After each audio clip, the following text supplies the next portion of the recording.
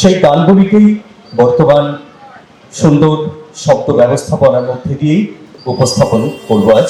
নৃত্য কথা সায়ন্তী রায় পরিচালনায় আজকের অনুষ্ঠান। আমরা শুরু করছি আমাদের মূল পর্বের অনুষ্ঠান। ঠাকুর রামকৃষ্ণ, মা শারদা, তাদেরকে নিয়ে আলোচনা করা বা তাদের নিয়ে অনুষ্ঠান করা সত্যি ভীষণ স্পর্ধার বিষয়, তবুও চেষ্টা করছি। আমাদের নৃত্যকথার আজকে প্রথম অনুষ্ঠান, এই যে পাঠের অনুষ্ঠান এবং সেই সঙ্গে নৃত্যের অনুষ্ঠান, এটা প্রথম, তো ভুলভ্রান্তি হতেই পারে, অবশ্যই নিজ গুণে ক্ষমা করবেন। এবং ঠাকুর শ্রী শ্রী রামকৃষ্ণ, মা শারদার পায়ে প্রণাম জানিয়ে আমরা শুরু করছি আমাদের আজকের অনুষ্ঠান। কেলো কেলো কেলো আলো করে কামার পুকুরে, কেলো কেলো কেলো আলো করে কামার পুকুরে। উলুদে শঙ্খ বাজা বরণ করে নে, উলুদে শঙ্খ বাজা বরণ করে নে। কেলো কেলো কেলো আলো করে কামার পুকুরে।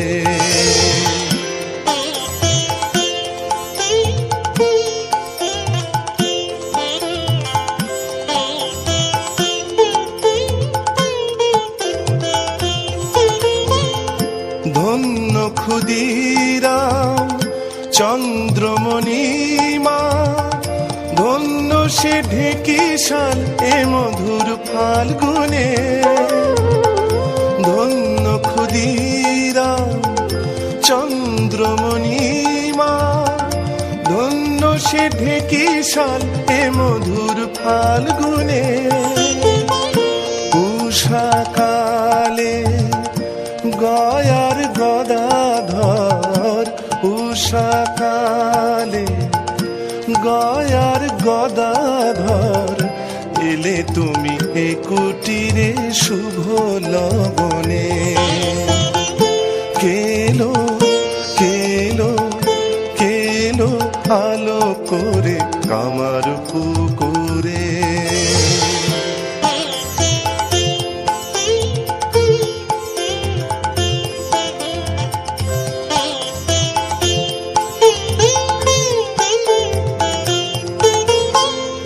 কৌশল্যার শ্রীরাম যশোদার দুলাল, একই দেহে একই সাথে একই অঙ্গনে।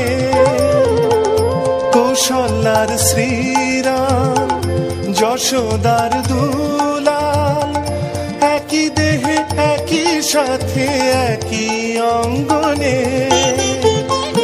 মায়ের কোলে দেব শিশু দোলে, মায়ের কোলে দেব শিশু দোলে। দেখে যা দিব্য লীলা পুণ্য স্থানে। কেলো কেলো কেলো আলো করে কামার পুকুরে।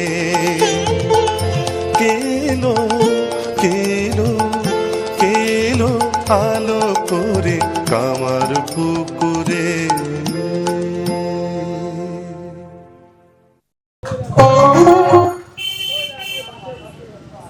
নমো জগন্নাথ রামকৃষ্ণ স্থিতিহা সর্বা বিদ্যা স্বরূপমং তম সরোদং প্রণাম্যহং।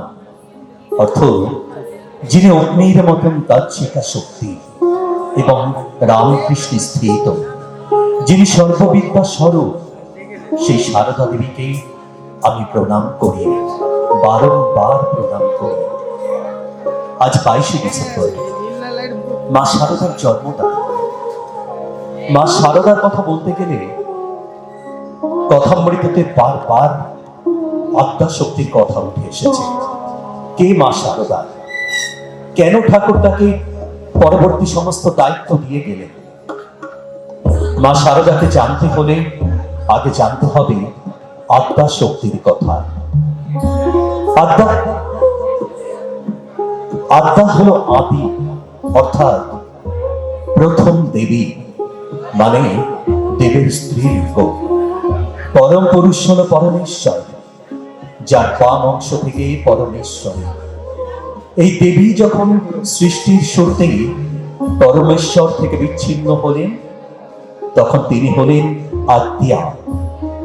আদতে সমস্ত জগৎ হল পরমেশ্বর, শুরুতে নিরাকার, তারপর সাকার।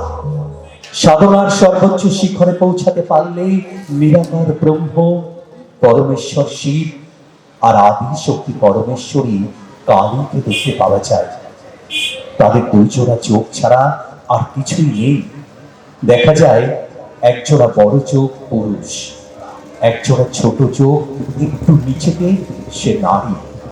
যুগে যুগান্তরে পরমেশ্বর শিব অবতার নেন, আর তখন আত্মা কালী তার গৃহে এসে থাকেন,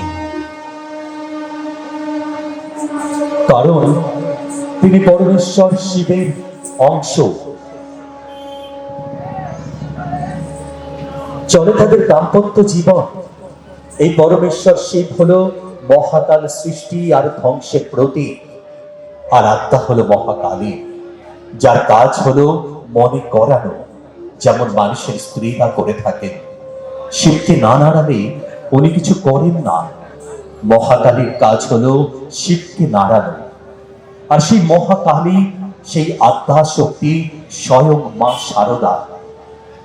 মায়ের জন্মদিন আজ 22শে ডিসেম্বর 1853 খ্রিস্টাব্দে পশ্চিমবঙ্গের জয়রামবাটিতে মায়ের শুভ আবির্ভাব হয়েছিল। এই জন্মদিনের দিন মা বেশিরভাগ সময় থাকতেন জয়রামবাটিতে।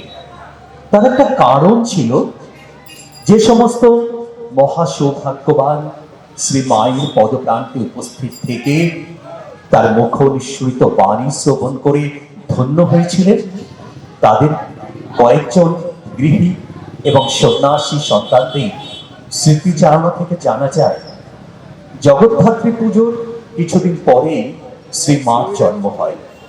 ওদিকে স্বপ্নাদেশ পেয়ে তার মা শ্যামা সুন্দরী দেবী শুরু করেছিলেন জগদ্ধাত্রীর আরাধনা। তাই এই সময়টা সচরাচর জয়রামবাটি ছেড়ে অন্য কোথাও যেতেন না। সেখানে যখন তার জন্মদিন পালনের তোড়জোড় চলত, তখন মা মুখ্য ভূমিকা নিতেন। তবে ব্যক্তিগতভাবে বিশেষ আয়োজন তেমন পছন্দ ছিল না মায়ের। জানা যায় 1907 সালে জয়রামবাটিতে জন্মদিনে কি হবে জানতে চাইলে মা বলেছিলেন, আমি একখানা নতুন কাপড় পরবো আর ঠাকুরকে একটুখানি মিষ্টান্নাদি করে ভোগ দেব, আমি প্রসাদ পাবো, এই আর কি। এইরকম অনারম্বর মনোভাব নিয়ে নিজের জন্মদিন বরাবর কাটিয়ে দিয়েছেন মা।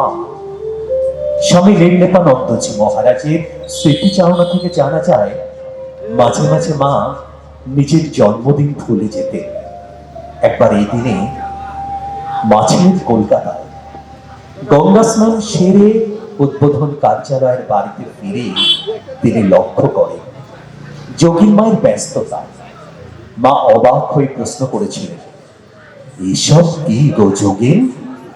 মায়ের দিকে একটু চেয়ে গভীর প্রীতির সঙ্গে মার চিবুকে স্পর্শ করে যোগীন মা বললেন, আজকে তোমার জন্মদিন মা।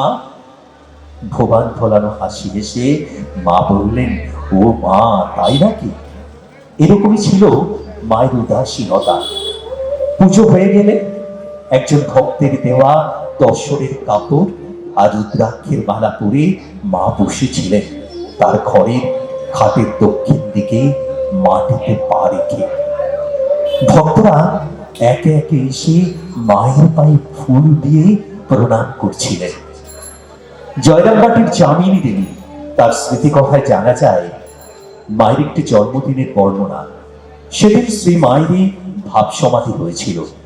মা স্নান করে ভক্তদের দেওয়া অনেকগুলি কাপড়ের ভিতর থেকে শরৎ মহারাজের দেওয়া কাপড়খানি বাহির করিয়া পড়িলেন। যামিনী দেবী বলছেন, আমি মার কপালে সিঁদুর, চন্দন, গলায় ফুলের মালা এবং পায়ে পুষ্পাঞ্জলি দিয়ে প্রণাম করিয়া মায়ের মুখের দিকে চাইতেই দেখি তাহার আগের সেরূপ নাই। চকিতের মধ্যে এক ভীষণ অপূর্ব সুন্দর অপার্থিব রূপ ফুটিয়া উঠিয়াছে। সে রূপের বর্ণনা ভাষায় দিতে পারি না। খানিক পরে তিনি পূর্বের মতন হইয়া গেলেন। আমাকে বলিলেন, এসো মা, দাঁড়িয়ে কেন, কাছে এসো। মহাপুরুষ বলেছিলেন, আমাদের ভক্তি নেই, তাই এইসব দিনের মাহাত্ম্য আমরা ঠিক বুঝতে পারি নে। আজ কি যে সে দিন গো, আজ মহামায়ার জন্মদিন। জীব জগতের কল্যাণের জন্য স্বয়ং মহামায়া আত্মা শক্তি নতুন রূপে আজকের দিনে জন্মগ্রহণ করেছিলেন। আমরা চিরকাল তার কাছে প্রশ্ন করে গেলাম, কে তুমি বালিকা, ভুবন পালিকা, জগৎ চালিকা, তুমি কি কালিকা মা? তুমি কি কালিকা?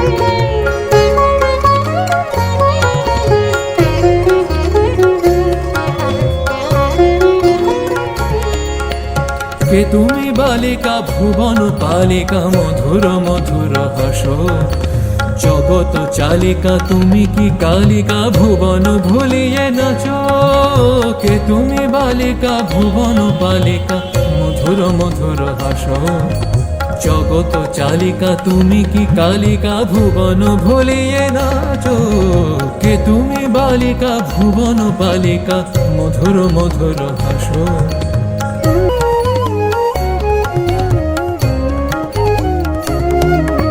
হৃদয় গহন কর গহরণ, প্রেমের প্লাবন ঢালিয়া, কভু ফুল কভু মুন্ড মালিকা, ষোড়শীকে তুমি বালিকা। কে তুমি বালিকা, ভুবন পালিকা, মধুর মধুর হাস, জগত চালিকা, তুমি কি কালিকা, ভুবন ভুলিয়ে নাচো। কে তুমি বালিকা, ভুবন পালিকা, মধুর মধুর হাস।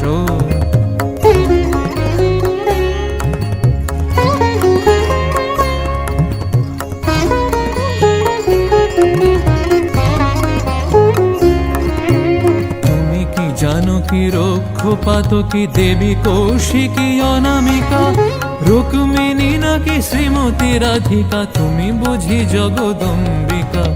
কে তুমি বালিকা, ভুবন পালিকা, মধুর মধুর হাস, জগত চালিকা, তুমি কি কালিকা, ভুবন ভুলিয়ে নাচো। কে তুমি বালিকা, ভুবন পালিকা, মধুর মধুর হাস।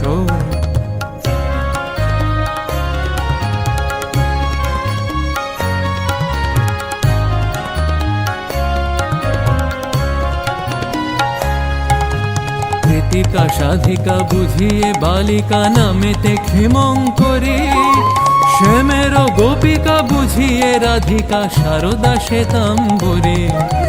কে তুমি বালিকা, ভুবন পালিকা, মধুর মধুর হাস, জগত চালিকা, তুমি কি কালিকা, ভুবন ভুলিয়ে নাচো। কে তুমি বালিকা, ভুবন পালিকা, মধুর মধুর হাস।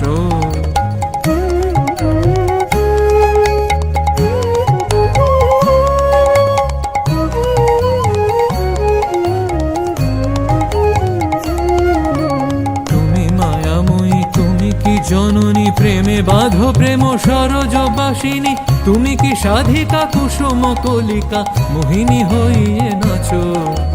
কে তুমি বালিকা, ভুবন পালিকা, মধুর মধুর হাস, জগত চালিকা, তুমি কি কালিকা, ভুবন ভুলিয়ে নাচো নাচো। কে তুমি বালিকা, ভুবন পালিকা, মধুর মধুর হাস।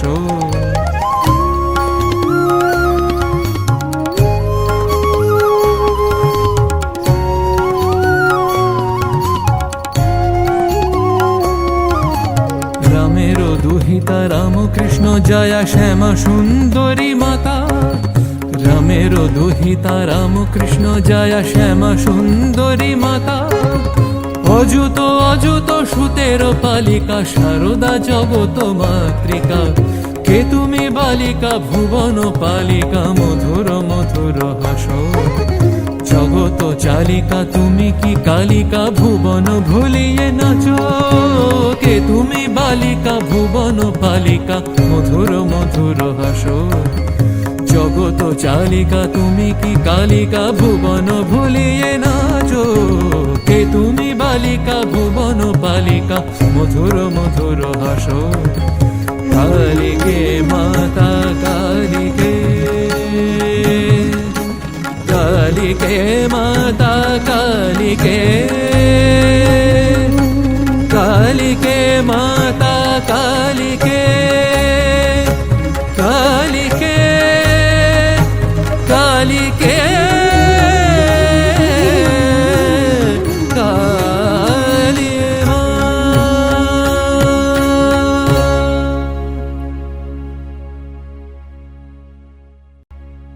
এরূপ কথাবার্তা চলিতেছে। এমন সময় নিমন্ত্রিত আরো কয়েকটি ব্রাহ্ম ভক্ত আসিয়া উপস্থিত হইলেন। তন্মধ্যে কয়েকটি পণ্ডিত ও উচ্চ পদস্থ রাজ কর্মচারী। তাহাদের মধ্যে একজন শ্রী রজনীনাথ রায়। ঠাকুর বলিতেছেন, ভাব হইলে বায়ু স্থির হয়।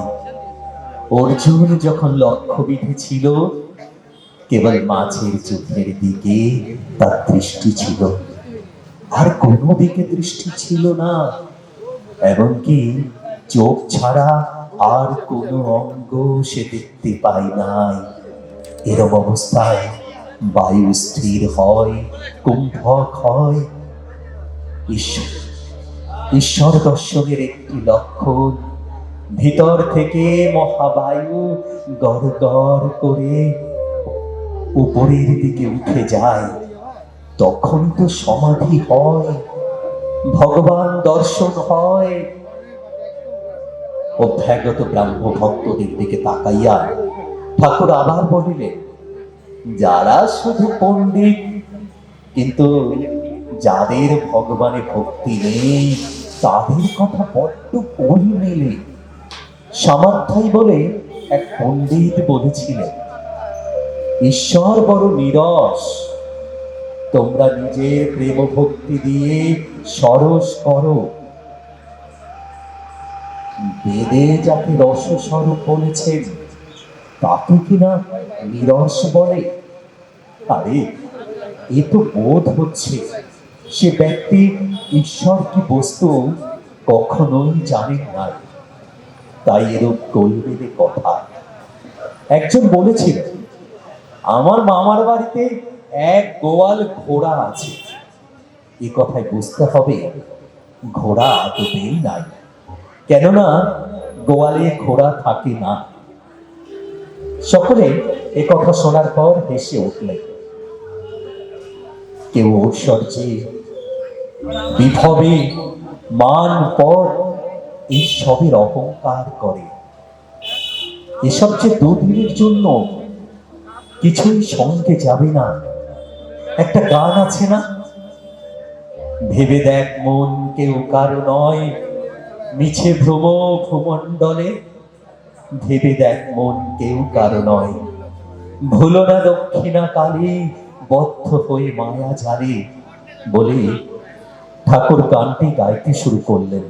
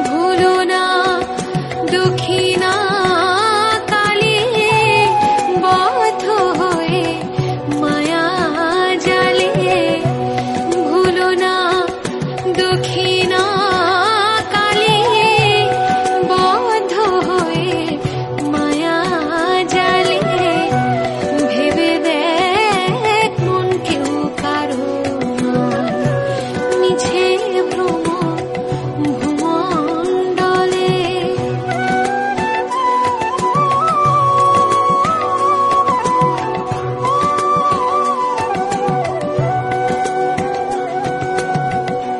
যার জন্য মরো ভেবে সে কি তোমার সঙ্গে যাবে? যার জন্য মরো ভেবে সে কি তোমার সঙ্গে যাবে? সে প্রেয়সী দেবে ছড়া অমঙ্গল হবে বলে। সে প্রেয়সী দেবে ছড়া অমঙ্গল হবে বলে। ভেবে দেখ মন কেউ কারো নয়, মিছে ভ্রম ভূমণ্ডলে।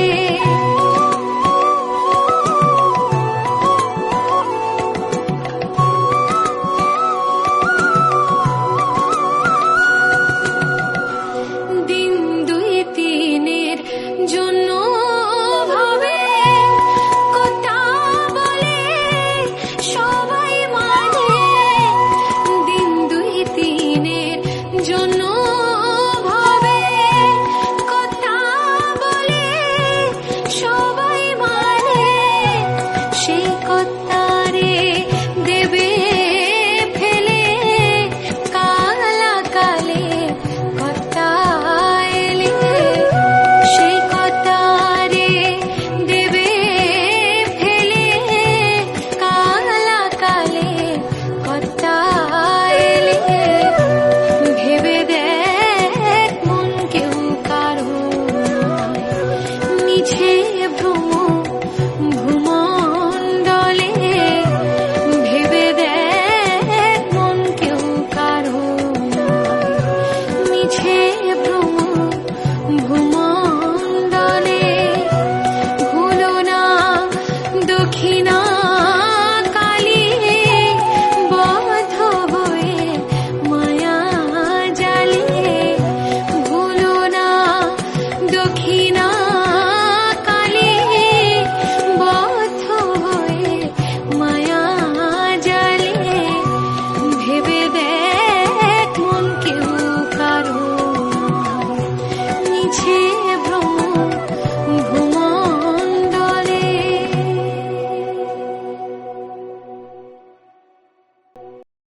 দক্ষিণেশ্বরে কালী মন্দির ও রাধাকান্তের মন্দিরে মঙ্গল আরতি শুরু হইয়াছে। 7 ঘণ্টা বাজিতেছে। ভক্তরা উঠিয়া দেখিতেছেন কালীবাড়ি।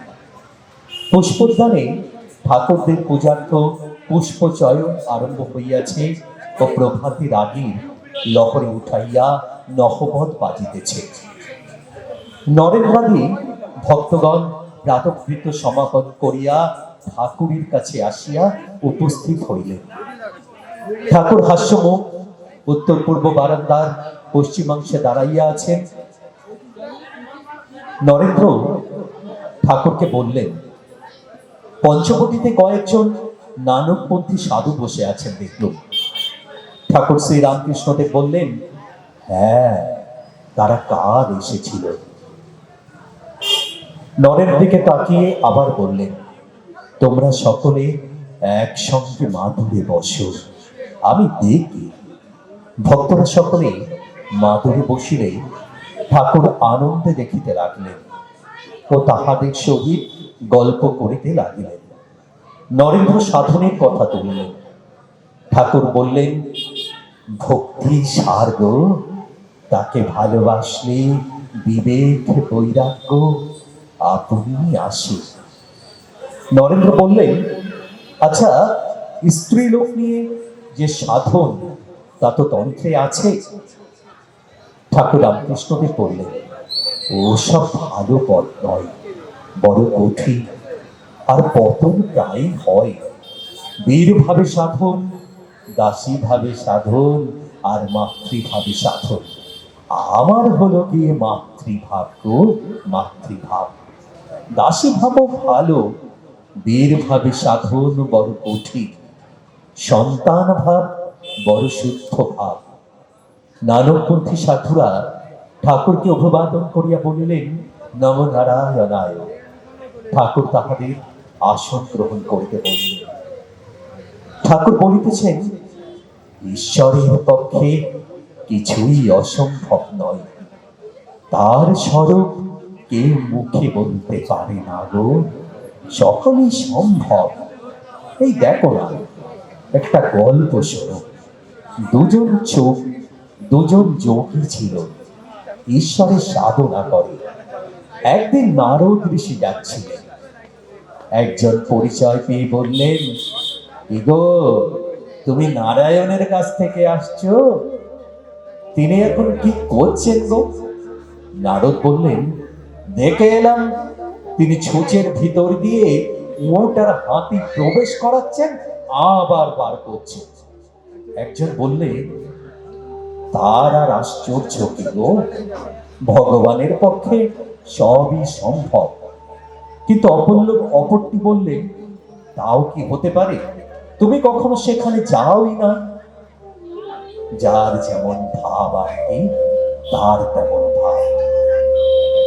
নরেন্দ্র তাহার বন্ধুরা স্নান করিয়া আসিলেন।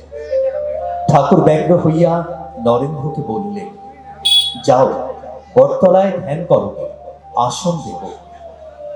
নরেন্দ্র ও তাহার কয়েকটি বন্ধু পঞ্চবটী মূলে ধ্যান করিতেছিলেন। বেলা প্রায় 10:30। ঠাকুর শ্রী রামকৃষ্ণ কিয়ৎক্ষণ পরে সেইখানে উপস্থিত হলেন। মাস্টারও আসিয়াছেন। ঠাকুর কথা কহিতেছে। শ্রীরামকৃষ্ণ তখন ব্রাহ্ম ভক্তদের প্রতি বলিলেন, ধ্যান করার সময় তাতে মগ্ন থাকতে হয় গো, উপর উপর ভাসলে কি জলের নিচের রত্ন পাওয়া যায়? এই বলিয়া ঠাকুর মধুর স্বরে গান ধরিলেন, ডুবতে রে মন কালি বলে, হৃদি রত্নাকরের অগাধ জলে, ডুবতে রে মন কালি বলে, রত্নাকরে নয় শূন্য কখন, দু চার ডুবে ধন না পেলে।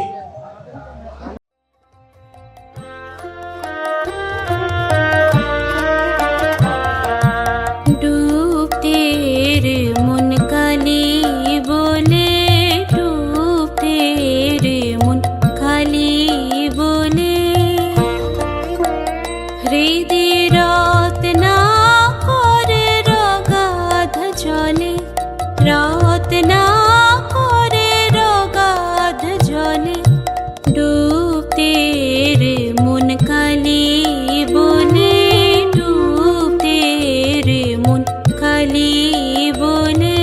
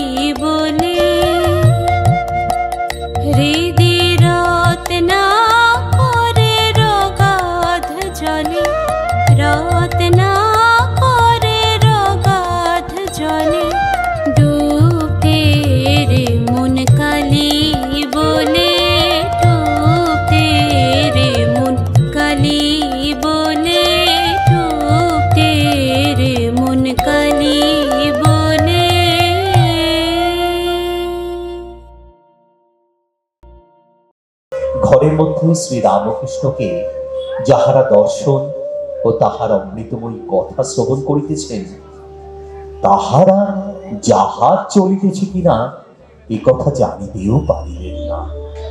ভ্রমর পুষ্পে বসিলে আর কি ভন ভন করে। ক্রমে পথ দক্ষিণেশ্বর ছাড়াইল। সুন্দর দেবালয়ের ছবি দৃশ্যপটের বহির্ভূত হইল। পৌতচক্র বিক্ষুব্ধ নীলাভ গঙ্গা বাড়ি তরঙ্গায়িত ফেরিল, কল্লোল পূর্ণ হইতে লাগিল। ভক্তদের কর্ণে সে কল্লোল আর পৌঁছিল না। তাহারা মুগ্ধ হইয়া দেখিতেছেন সহাস্য বদন, আনন্দময় প্রেমানুরঞ্জিত নয়ন, প্রিয় দর্শন, অদ্ভুত এক যোগী। তাহারা মুগ্ধ হইয়া দেখিতেছেন সর্বত্যাগী একজন প্রেমিক বৈরাগী, ঈশ্বর বই আর কিচ্ছু জানেন না। ঠাকুরের এদিকে কথা চলিতেছে। ঠাকুর রামকৃষ্ণদেব বলিতেছেন, বেদান্তবাদী ব্রহ্মজ্ঞানীরা বলে সৃষ্টি, স্থিতি, প্রলয়, জীব জগৎ এসব শক্তির খেলা। বিচার করতে গেলে এসব স্বপ্নবৎ। ব্রহ্মই বস্তু আর সব অবস্তু। শক্তি ও স্বপ্নবৎ অবস্তু। কিন্তু হাজার বিচার করো, সমাধিস্থ না হলে শক্তির এলাকা ছাড়িয়ে যাবার জো নেই গো, যাবার জো নেই। আমি ধ্যান করছি, আমি চিন্তা করছি এসব শক্তির এলাকার মধ্যে আর শক্তির ঐশ্বর্যের মধ্যে। তাই ব্রহ্ম আর শক্তি অভেদ। এককে মানলে আর একটিকেও মানতে হয়। যেমন অগ্নি আর তার দাহিকা শক্তি। অগ্নি মানলেই দাহিকা শক্তিকে মানতে হয়। দাহিকা শক্তি ছাড়া অগ্নি ভাবা যায় না। আবার অগ্নিকে বাদ দিয়ে দাহিকা শক্তি ভাবা যায় না। সূর্যকে বাদ দিয়ে সূর্য রশ্মির কথা যেমন ভাবা যায় না, সূর্য রশ্মিকে ছেড়ে সূর্যকেও ভাবা যায় না। দুধ কেমন গো? না ধোবো ধোবো। দুধকে ছেড়ে দুধের ধবলত্ব ভাবা যায় না। আবার দুধের ধবলত্ব ছেড়ে দুধকে ভাবা যায় না।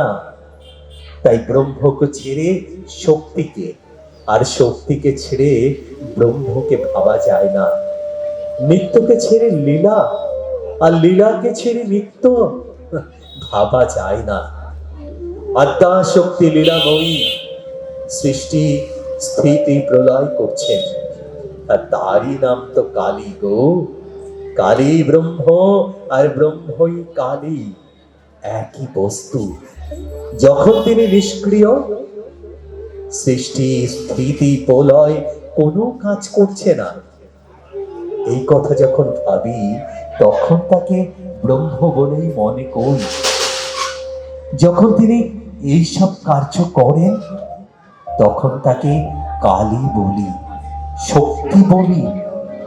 একই ব্যক্তি, নাম রূপভেদ। যেমন জল, ওয়াটার, পানি। এক পুকুরের ৩-৪টে ঘাট। এক ঘাটে হিন্দুরা জল খায়, তারা বলে জল। এক ঘাটে মুসলমানেরা পানি খায়, তারা বলে পানি। আর এক ঘাটে ইংরেজেরা ওয়াটার খায়, তারা বলে ওয়াটার। তিনি তো এক, কেবল নামই তফাৎ। তাকে কেউ বলছে আল্লাহ, কেউ বলছে গড, কেউ বলছে ব্রহ্ম, কেউ বলছে কালী, কেউ বলছে রাম, হরি, যিশু, দুর্গা, সবেতেই ব্রহ্মা আর সবেতেই আমার আদ্যা শক্তি মা। যার রূপ দেখলে এ দুনিয়া পাগল হয়ে যায়। আমার মা রণে নেমেছে, কার বাবা ওকে দেখতে যাবি, আমার মা রণে নেমেছে।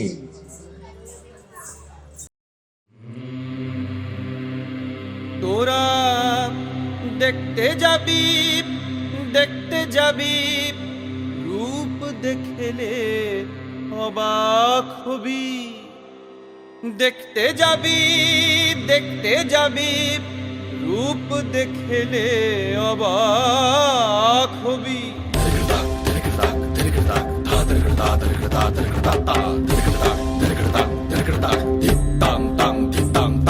রনে নেমেছে রে কারবামায়কে দেখতে যাবি, রনে নেমেছে রে কারবামায়কে দেখতে যাবি, রনে নেমেছে রে কারবামায়কে দেখতে যাবি, রনে নেমেছে রে কারবামায়কে দেখতে যাবি। ওরা দেখতে যাবি রূপ দেখলে অবাক হবি, দেখতে যাবি রূপ দেখলে অবাক হবি। রনে নেমেছে রে কারবামায়কে দেখতে যাবি, রনে নেমেছে রে কারবামায়কে দেখতে যাবি।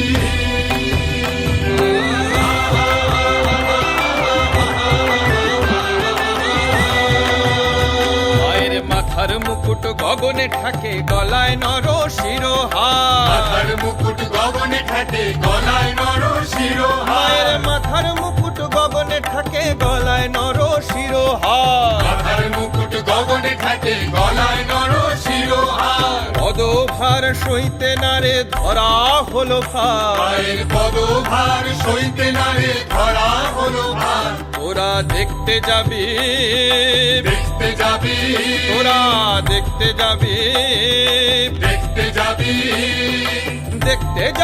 দেখতে যাবি রূপ দেখলে অবাক হবি, দেখতে যাবি রূপ দেখলে অবাক হবি। রনে নেমেছে রে কারবামায়কে দেখতে যাবি, রনে নেমেছে রে কারবামায়কে দেখতে যাবি।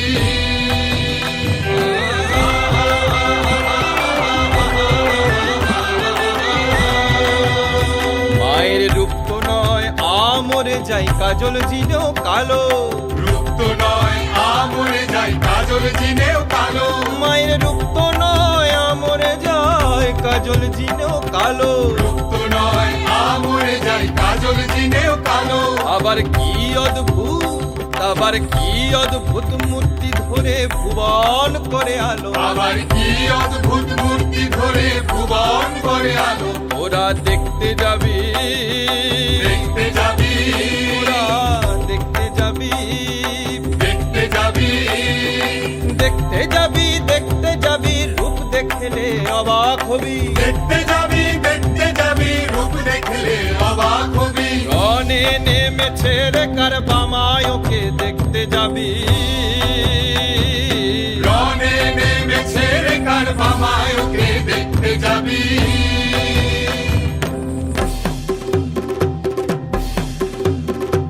রনে নেমেছে রে কারবামায়কে দেখতে যাবি, রনে নেমেছে রে কারবামায়কে দেখতে যাবি, রনে নেমেছে রে কারবামায়কে দেখতে যাবি, রনে নেমেছে রে কারবামায়কে দেখতে যাবি, কারবামায়কে দেখতে যাবি, কারবামায়কে দেখতে যাবি, কারবামায়কে দেখতে যাবি, কারবামায়কে দেখতে যাবি।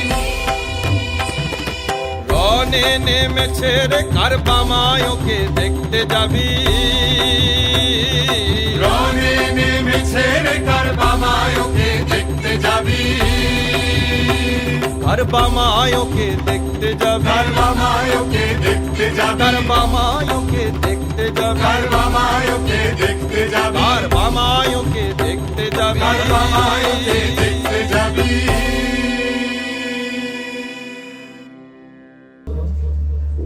কেমন ছিল আমাদের সাধারণ মানুষদের মতনই কি ছিল তাদের দাম্পত্য জীবন? কি বলছে কথামৃত? শারদামণি দক্ষিণেশ্বরে আসিলেন, শ্রী রামকৃষ্ণ তাহাকে সাদরে বরণ করিয়া লইলেন, আর শারদামণিও মন প্রাণ দিয়া স্বামীর সেবা করিতে লাগিলেন। সারা দিন নহবতে থাকিয়া কাজকর্ম শেষ করিয়া শ্রী রামকৃষ্ণের ইচ্ছা অনুযায়ী তাহার শয্যাতেই তিনি শয়ন করিতে লাগিলেন। একদিন শ্রী রামকৃষ্ণের পা টিপিতে টিপিতে শারদামণি জিজ্ঞাসা করিলেন, আচ্ছা, আমি তোমার কে? শ্রী রামকৃষ্ণ যেন প্রস্তুত ছিলেন, সুধামাখা ভাষায় উত্তর দিলেন, যে মা মন্দিরে, যে মা এই শরীরের জন্ম দিয়েছেন, সম্প্রতি নহবতে তুমি আমার সেই মা, সেই আনন্দময়ী, সেই আত্মা শক্তি মহামায়া। জ্যৈষ্ঠের অমাবস্যা, শ্রীমন্দিরে আজ ফলহারিণী পূজা, মায়ের পূজা সমারোহে পালিত হচ্ছে। শ্রী রামকৃষ্ণ মনে জাগিয়াছে এক নতুন পূজার সংকল্প। হৃদয়কে ডাকিয়া বলিলেন, ষোড়শারে দেবী পূজার সকল আয়োজন প্রস্তুত রেখো। হৃদয় কথা মতো দেবীর ষোড়শ উপচারে পূজা প্রস্তুত করিয়া রাখিলেন। পূজা হইবে তাহার নিজের ঘরে। শারদামণিও যাহাতে পূজাতে উপস্থিত থাকেন তাহার নির্দেশ দিলেন। অমানিসার প্রথম প্রহর অতীত হইয়াছে। শ্রী রামকৃষ্ণ শারদা দেবীকে ডাকিয়া পাঠাইলেন। তিনি আসিয়া দেখেন পূজার আয়োজন প্রায় সম্পূর্ণ।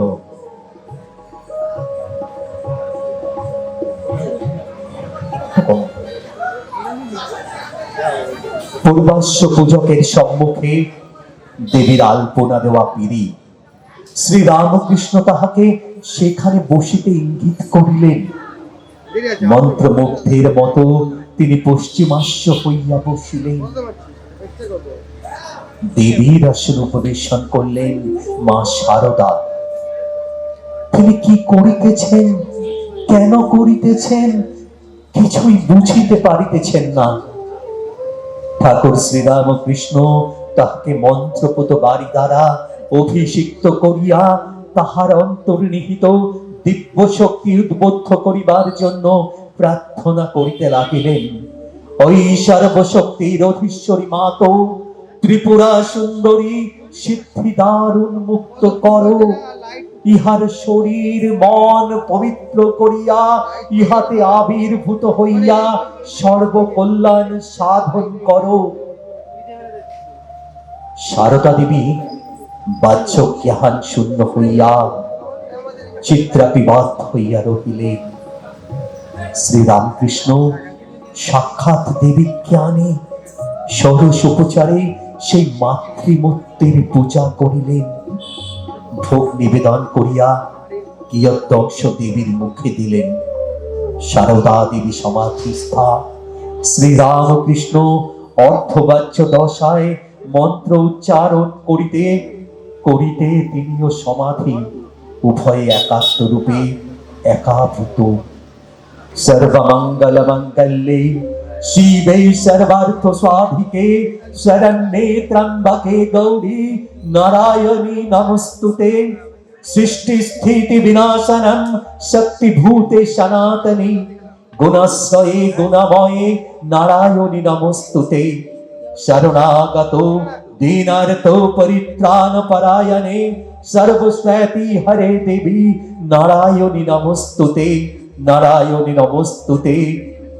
ওম হ্রিং ব্রহ্মাণি ব্রহ্মলোকে চ বৈকুণ্ঠে সর্বমঙ্গলা ইন্দ্রাণি অবরমত্তিকা বরুণালয়ে যোমালয় কালরূপা কুবের ভবনে শুভা মহানন্দাগ্নি কোণে চ বায়ুবায়ং মৃগবাহিনী নৈরত্যং রক্তদন্তা চ ঐশানং শূলধারিণী পাতালে বৈষ্ণবী রূপা সিংহলে দেবমোহিনী সুরসা চ প্রেমণি দ্বীপে লঙ্কায়ং ভদ্রকালিকা রামেশ্বরী সেতুবন্ধে বিমলা পুরুষোত্তমে বীরজা উড্র দেশে চ কামাক্ষা নীল পর্বতে কালিকা বঙ্গদেশে চ অযোধ্যায়ং মাহেশ্বরী বারাণস্যাম অন্নপূর্ণা গয়ে ক্ষেত্রে গয়েশ্বরী কুরুক্ষেত্রে ভদ্রকালী ব্রজে কাত্যায়নী পরা দ্বারকায়ং মহামায়াং মথুরায়ং মহেশ্বরী।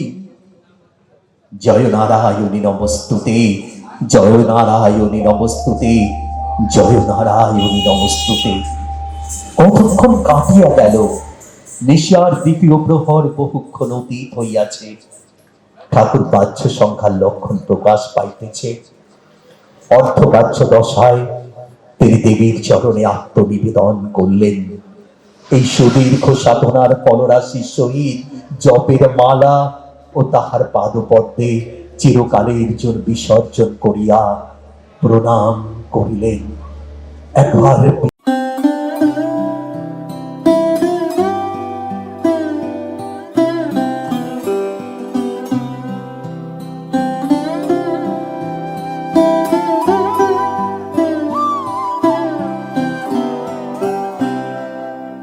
একবার বিরাজ গো মা হৃদি কমলাসনে, একবার বিরাজ গো মা হৃদি কমলাসনে।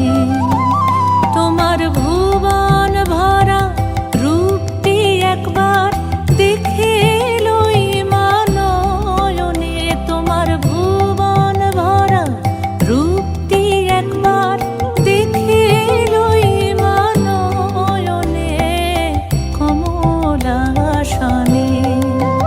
একবার বিরাজ গো মা হৃদি কমলাসনে।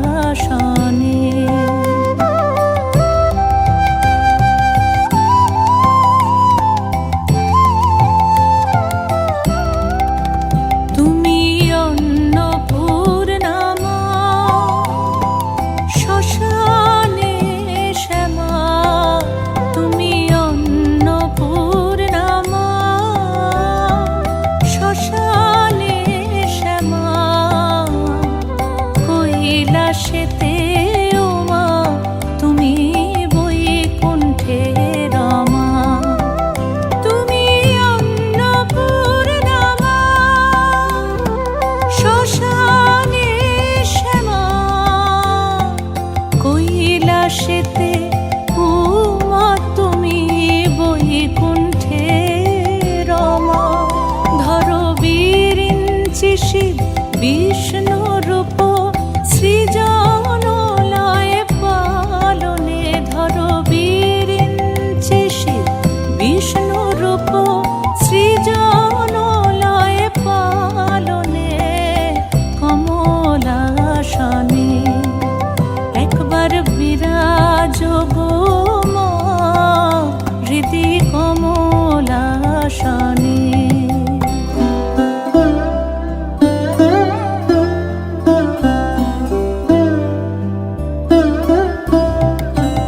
তুমি পুরুষ কি নারী বুঝিতে নারী, তুমি পুরুষ কি নারী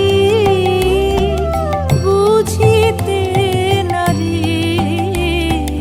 স্বয়ং না বুঝালে তাকে বুঝিতে পারি।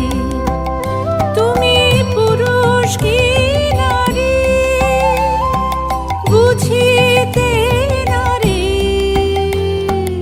স্বয়ং না বুঝালে তাকে বুঝিতে পারি।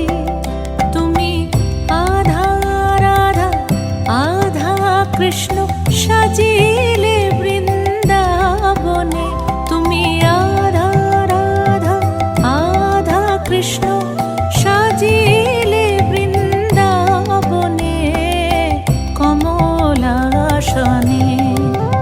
একবার বিরাজ গো মা হৃদি কমলাসনে।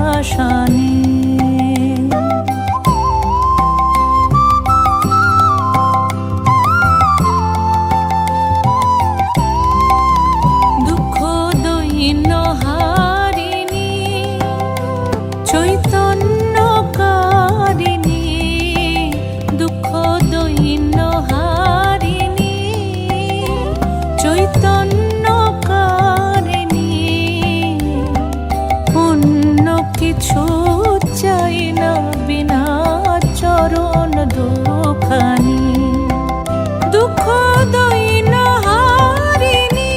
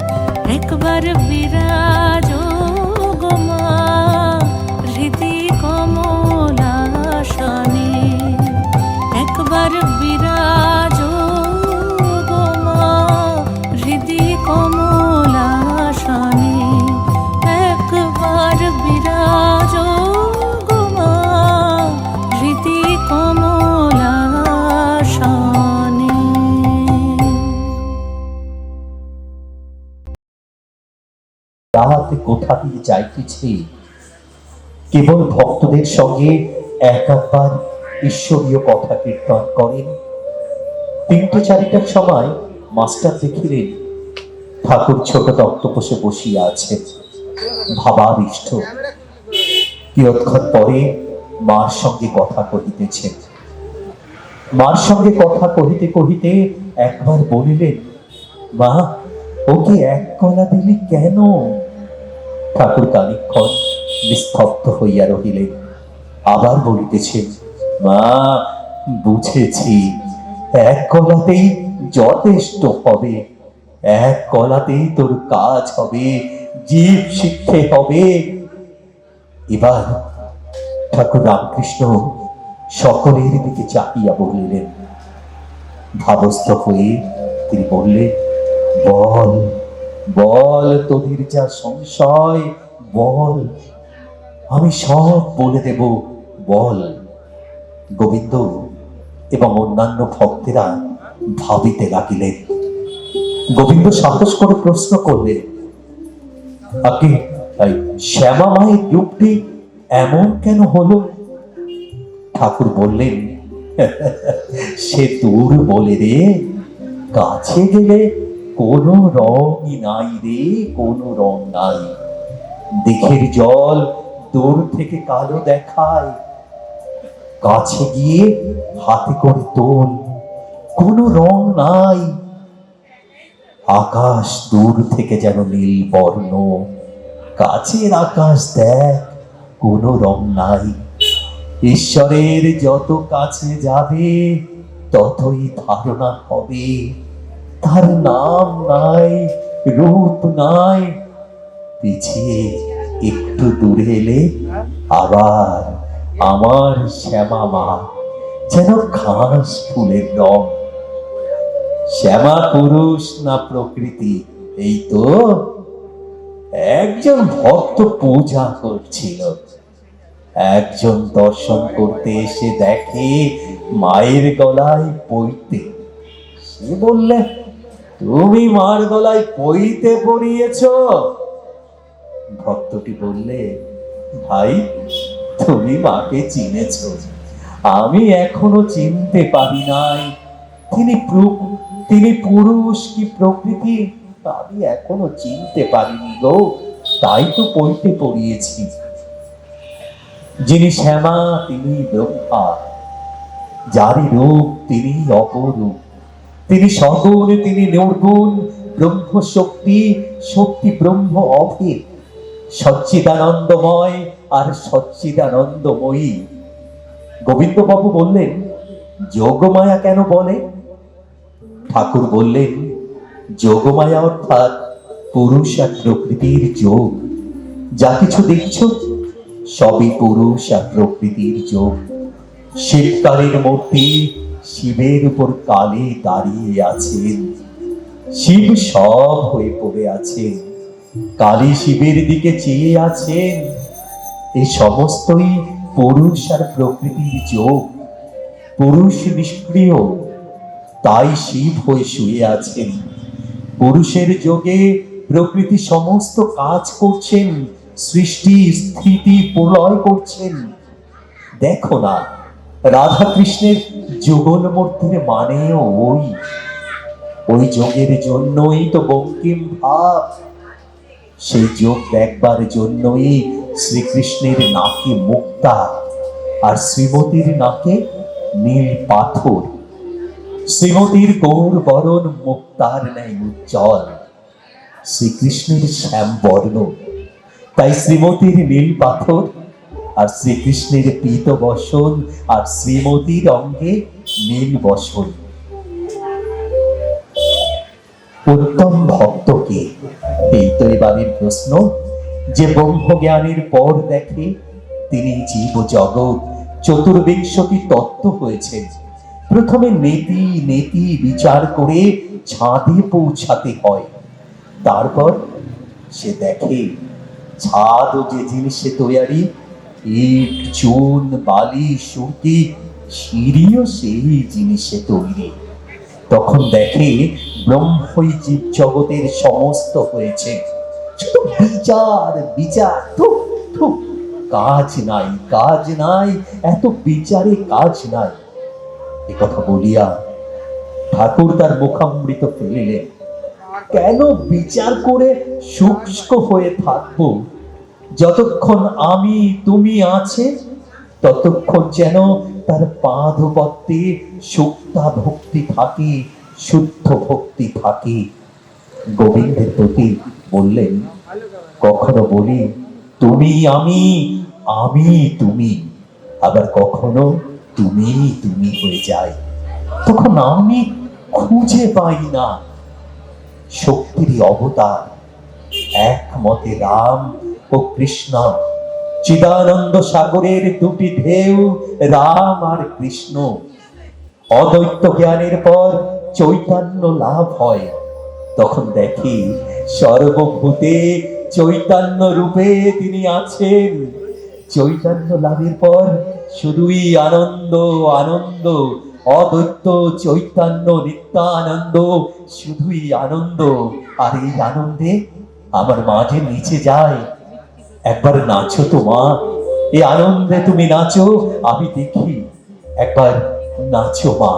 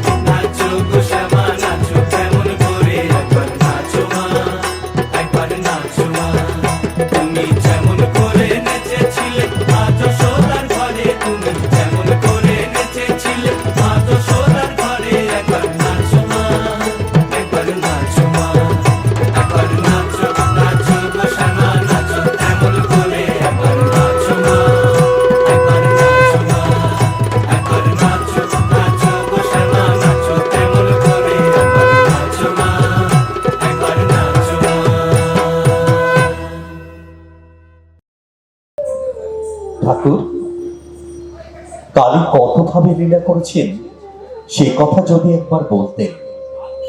ঠাকুর রামকৃষ্ণদেব সহাস্যে বললেন, তিনি নানাভাবে লীলা করেছেন গো। তিনি মহাকালী, নিত্যকালী, শ্মশান কালী, রক্ষা কালী, শ্যামা কালী, মহাকালী, নিত্যকালীর কথা তন্ত্রে আছে। যখন সৃষ্টি হয় নাই, চন্দ্র, সূর্য, গ্রহ, পৃথিবী ছিল না, নিবিড় আধার, তখন কেবল মা নিরাকারা মহাকালী, মহাকালীর সঙ্গে বিরাজ করছিলেন। শ্যামা কালীর আবার কোমল ভাব, বরা ভয়দায়িনী। গৃহস্থ বাড়িতে তাঁরই পূজা হয়। যখন মহামারী, দুর্ভিক্ষ, ভূমিকম্প, অনাবৃষ্টি, অতিবৃষ্টি হয়, মা রক্ষাকালীর পুজো করতে হয়। শ্মশান কালীর আবার সংহার মূর্তি। সব শিবা ডাকিনী যোগিনীর মধ্যে শ্মশানের উপরে থাকেন। রুধির দ্বারা গলায় মুড়ি সকল কুড়িয়ে রাখেন। গিন্নির কাছে যেমন একটা নেতা কাতার হাড়ি থাকে, আর সেই হাড়িতে গিন্নি 5 রকমের জিনিস তুলে রাখে। এ কথা শুনে সকলে হেসে উঠলেন। সহাস্যে ঠাকুর আবার বললেন, হ্যাঁ গো, গিন্নিদের ওই রকম একটা হাড়ি থাকে গো। ভিতরে সমুদ্রের ফেনা, নীল বড়ি, ছোট ছোট পুটলি বাঁধা শশা বিচি, কুমড়ো বিচি, লাউ বিচি, এই সব রাখে গো, দরকার হলে বার করে। মা ব্রহ্মময়ী সৃষ্টি নাশের পর এইরকম সব বীজ কুড়িয়ে রাখেন। সৃষ্টির পর আদ্যা শক্তি জগতের ভিতরেই থাকেন, জগৎ প্রসব করেন, আবার জগতের মধ্যে থাকেন। বেদে আছে কন্যা নাভির কথা, মাকড়সা আত্মার জাল। মাকড়সা ভিতর থেকে জাল বার করে আবার নিচের সেই জালের উপরে থাকে। ঈশ্বর জগতের আধার এবং আধেয় দুই।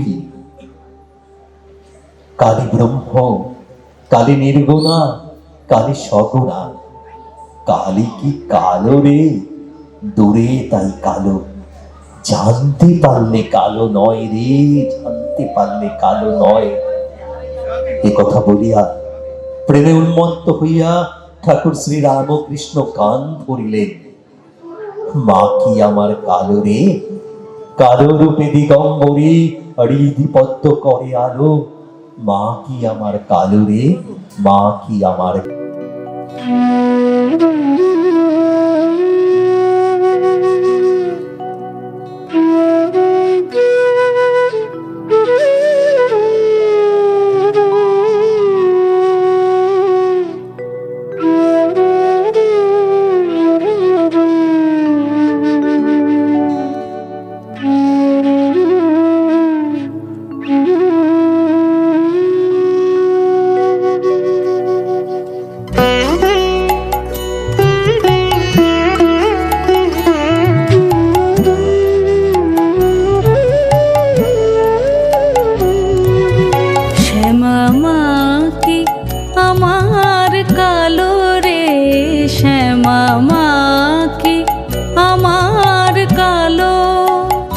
শ্যামা মা কি আমার কালো রে, শ্যামা মা কি আমার কালো।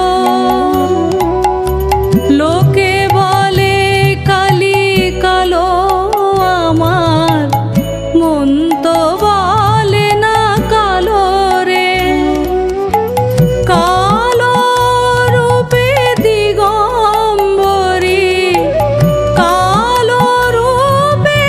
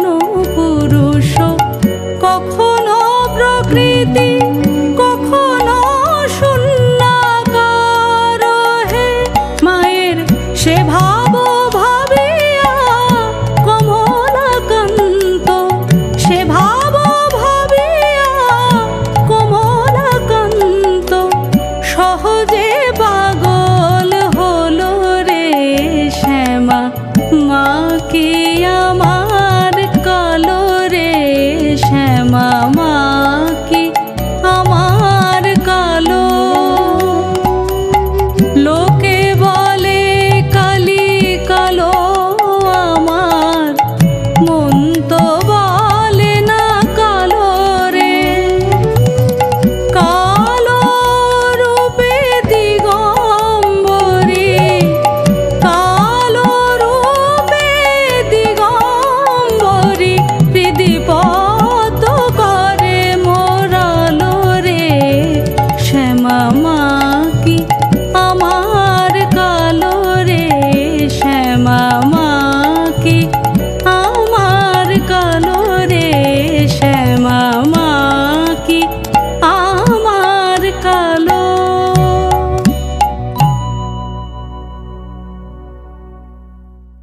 পরে কেশবকে আমি বললুম, তুমি এগুলো এত বলো কেন?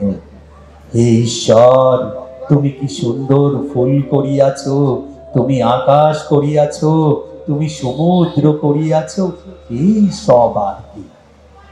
যারা নিজে ঐশ্বর্য ভালোবাসে তারা ঈশ্বরের ঐশ্বর্য বর্ণনা করতে ভালোবাসে গো। যখন রাধাকান্তের গয়না চুরি গেল, সেজ বাবু গো রাসমণির জামাই রাধাকান্তের মন্দিরে গিয়ে ঠাকুরকে বলতে লাগলো, ছি ঠাকুর, তুমি তোমার গয়না রক্ষা করতে পারলে না। আমি সেজ বাবুকে বললাম, কি গো সেজ বাবু, ও তোমার কি বুদ্ধি গো? হ্যাঁ, স্বয়ং নকিজার দাসী পদসেবা করেন, তার কি ঐশ্বর্যের অভাব গো? ও গয়না তোমার পক্ষে ভারী একটা জিনিস, কিন্তু ঈশ্বরের পক্ষে কতগুলো মাটির টেরা। ছি ছি ছি, অমন হীনবুদ্ধির কথা বলতে নাই গো। তুমি ঐশ্বর্য তাকে দিতে পারো গো। তাই বলি, যাকে নিয়ে আনন্দ হয় তাকেই লোকে চায়। তার বাড়ি কোথায়, কখানা বাড়ি, কখানা বাগান, কত ধন জন দাসী বাদী, এ খবরে কাজ কি বাপু? এই নরেনকে যখন দেখি তখন আমি সব ভুলে যাই গো। কোথায় বাড়ি, তার বাবা কি করে, তার কটি ভাই, এসব কথা একদিনেও ভুলে জিজ্ঞাসা করিনি গো, জিজ্ঞাসা করি নাই। ঈশ্বরের মাধুর্য রসে ডুবে যাও গো, ঈশ্বরের মাধুর্য রসে ডুব দাও। তার অনন্ত সৃষ্টি, অনন্ত ঐশ্বর্য, এত খবরে আমাদের কাজ কি বাপু? ঠাকুর এ কথা বলিয়া আবার সেই গান্ধর্ব নিন্দিত কণ্ঠে সেই মধুরিকাপূর্ণ গানটি শুরু করলেন। ডুব ডুব ডুব সাগরে আমার মন, তলাতল পাতাল খুঁজে পাবি রে মন পাবি রে প্রেম রত্ন ধন, ডুব ডুব ডুব সাগরে আমার মন।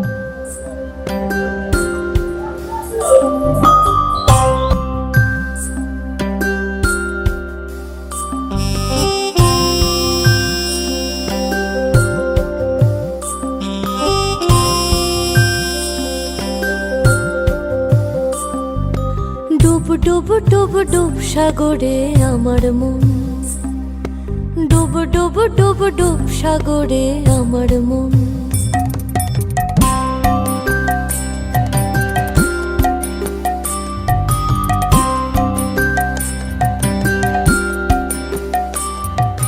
ডুব ডুব ডুব ডুব সাগরে আমার মন, ডুব ডুব ডুব ডুব সাগরে আমার মন।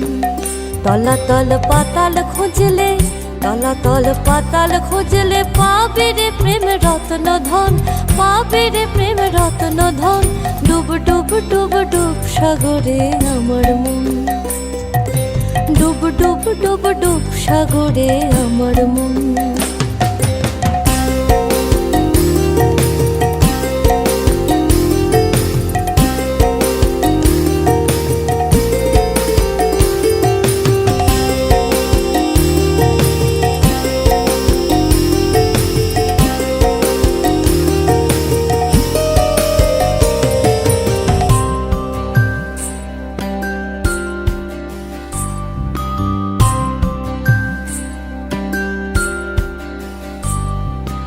খোঁজ খোঁজ খোঁজ খোঁজলে পাবি হৃদয় মাঝে বৃন্দাবন।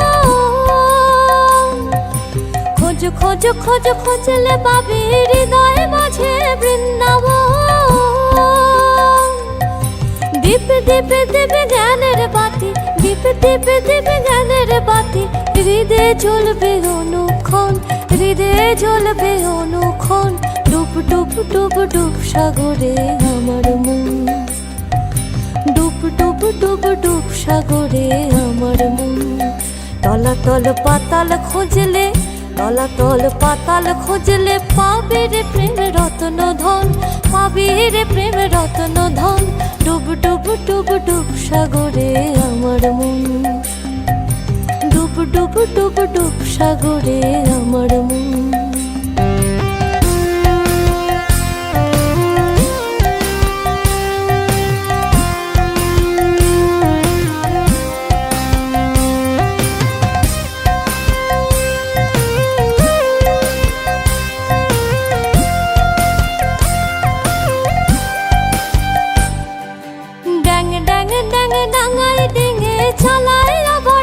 কোন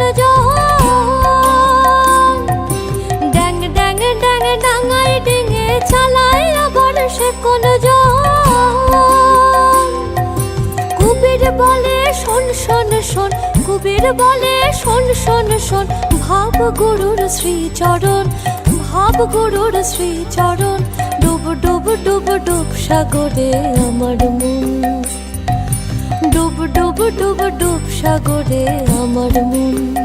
তলাতল পাতাল খুঁজলে, তলাতল পাতাল খুঁজলে পাবি রে প্রেম রত্ন ধন, পাবি রে প্রেম রত্ন ধন। ডুব ডুব ডুব ডুব সাগরে আমার মন, ডুব ডুব ডুব ডুব সাগরে আমার মন, ডুব ডুব ডুব ডুব সাগরে আমার মন।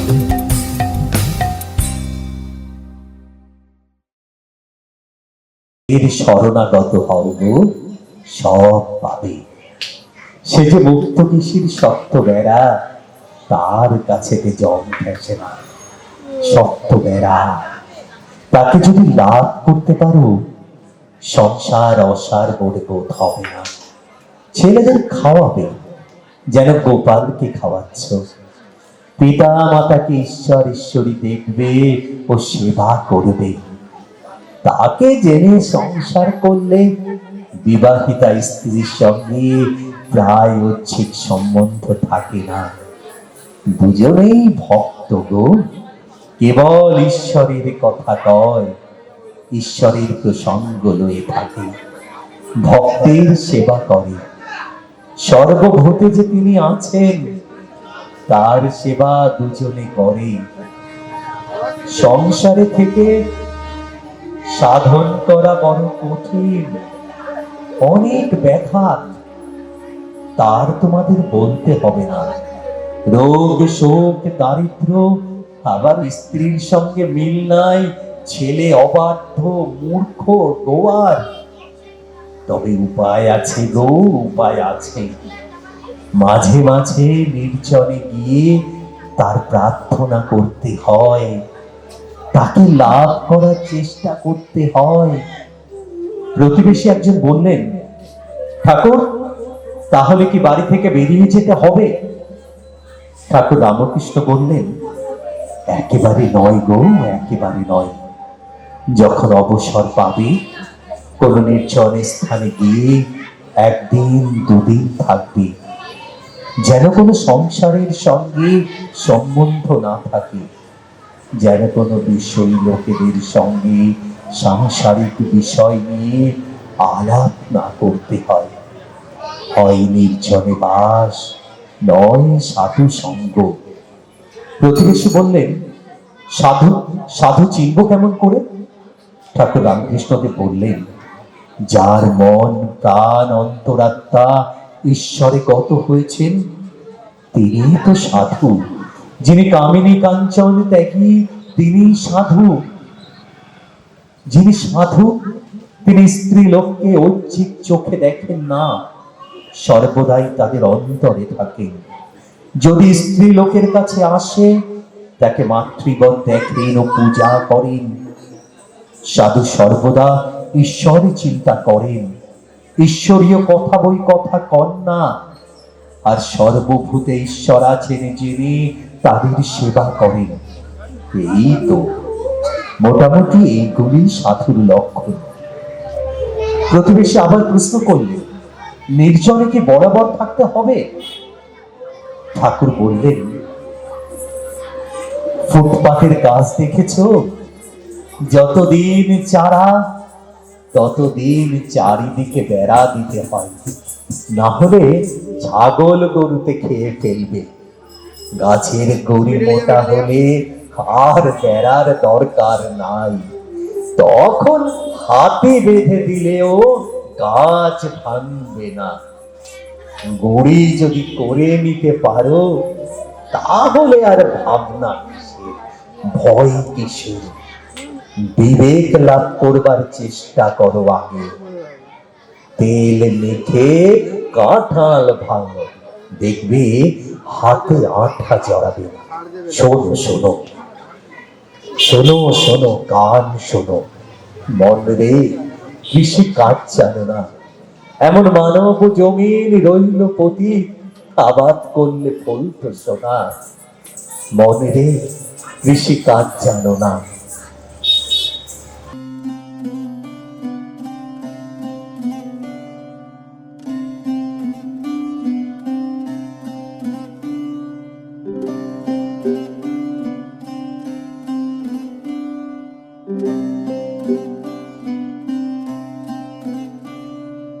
মন রে, কৃষি কাজ জানো না, মন রে, কৃষি কাজ জানো না। এমন মানব জমিন রইল পতিত, আবাদ করলে ফল তো সোনা। মানব জমিন রইল পতিত, আবাদ করলে ফল তো সোনা। মন রে, কৃষি কাজ জানো না, মন রে, কৃষি কাজ জানো না।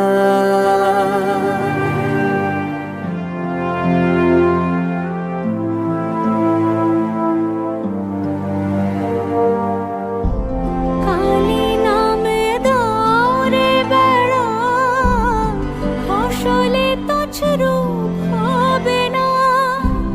কালী নামে দাও রে বেড়া, ফসলে তছরূপ হবে না। সে যে মুক্ত কেশির শক্ত বেড়া, তার কাছেতে জম ঘেঁষে না। মন রে, কৃষি কাজ জানো না, মন রে, কৃষি কাজ জানো না।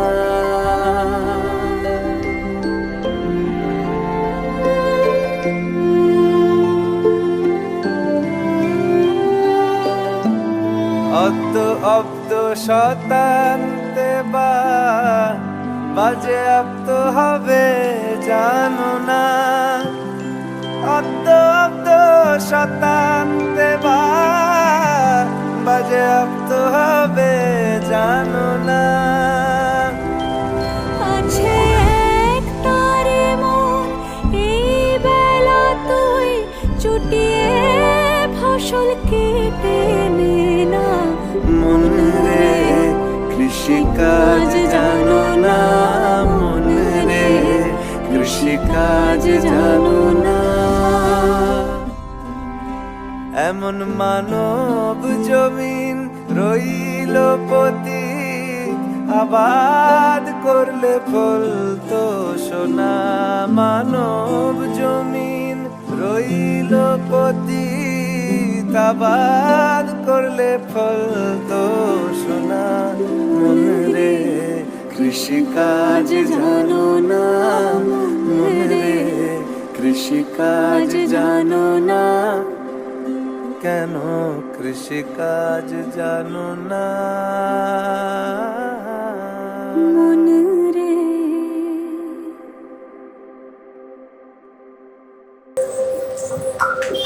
নমস্কার। আজকে নৃত্যকথার অনুষ্ঠান আমরা এখানে শেষ করছি। এবার আসুন একটু পরিচয় পর্বটা সারি। তার আগে একটু বলে নেব যে আজকে এই অনুষ্ঠানটি আজকেই প্রথম করা হলো। যার অনুপ্রেরণায় আজকে আমরা এই অনুষ্ঠানটা করলাম, সেই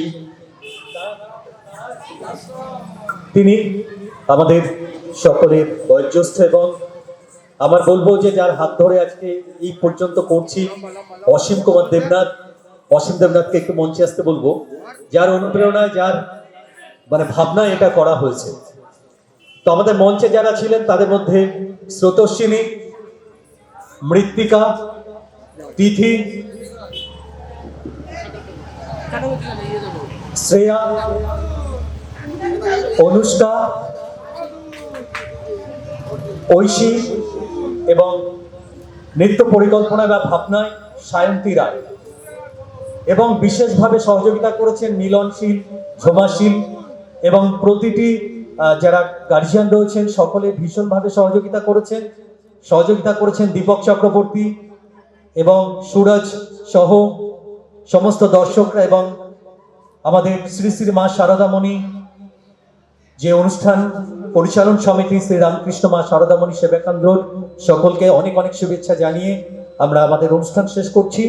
আর আমি বিশেষভাবে কৃতজ্ঞতা জানাবো শ্রী অসীম দেবনাথকে, যার অনুপ্রেরণায় আজকের এই অনুষ্ঠানটি বা যা ভেবেছিলেন যে ভাইপো এরকম একটা অনুষ্ঠান করতে হবে। অসীম কাকা আমাদের, যার হাত ধরে ছোটবেলায় আমরা নাটক শেখা বা আজকের এই বলতে শেখা, সেটা হচ্ছে অসীম কাকা। সেই সঙ্গে আমাদের সুশান্ত দা, আমাদের অঞ্চলে সুশান্ত ঘোষ এখানে নেই, এইরকম কিছু মানুষের সহযোগিতা এখানে আসা। তো অবশ্যই আমরা মনে রাখবো তাদের কথা। আজ এ পর্যন্তই, ভালো থাকবেন এবং মাইক্রোফোন তুলে দেবো অসীম দেবনাথের হাতে। ধন্যবাদ আমার ভাইপো অপূর্ব রায়কে। সায়ন্তী নৃত্য কথা আজ যা প্রোগ্রাম করেছে আপনারা সকলেই দেখলেন, এবং যারা আমরা